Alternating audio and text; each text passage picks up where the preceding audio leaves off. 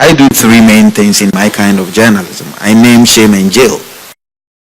And for me, the critical element which we miss out is how can that journalist, marshal forces and make sure that the evidence that we've got is in par with institutions that have the capacity to ensure that there is proper prosecution.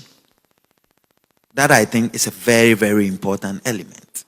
Sometimes, as we go undercover, there may be relevant information that if we had just opened one little book, we would have known that.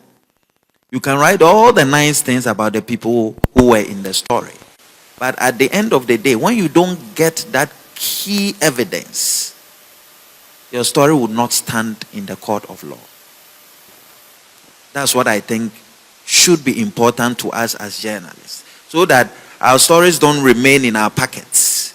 Our stories there's nothing more irritating than doing a good and walking the same street with that criminal you did the story about.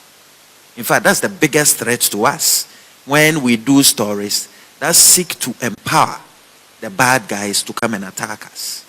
So I would spend a bit more time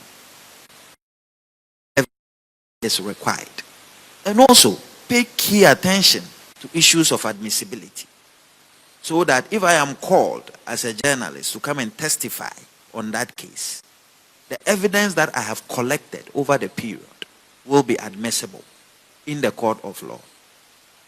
Look, the key thing about this work we do is about keeping society safe for all of us to be free.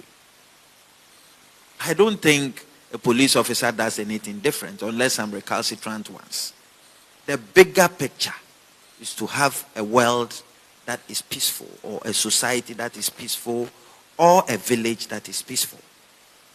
So those who go with those badges of exclusivity, I am not party to that.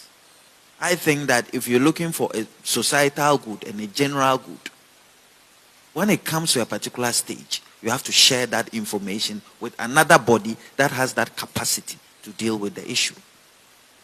People may misinterpret it in any way. Oh, you are in bed with that institution. You are in bed with government. You are in bed. But all my life, I've done collaborations with institutions. And I've seen that they are more effective. It doesn't mean that those institutions will not be criticized. But we don't possess any powers of arrest as journalists. We don't have it. But what kind of crimes have we not uncovered? So are we just going to say that when we uncover those crimes, we are going to let those people, because of some exclusivity or some independence we want to maintain?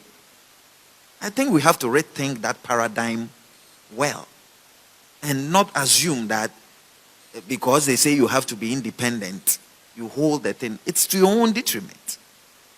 So when we look at power, my thinking is that we should learn to give our work that power by collaborating with others and the right people who can give it the power it deserves, and not just hold it in our pocket. Perhaps another key thing to look at is that how do we, as a team in Africa, how do we have a more meaningful impact when it comes to cross-border crimes?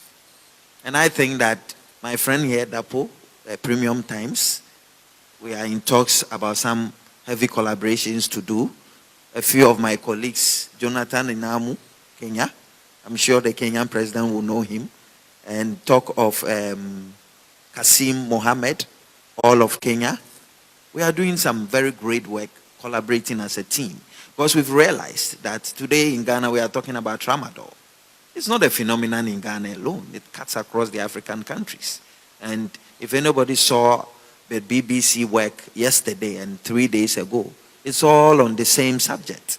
So no man can live as an island.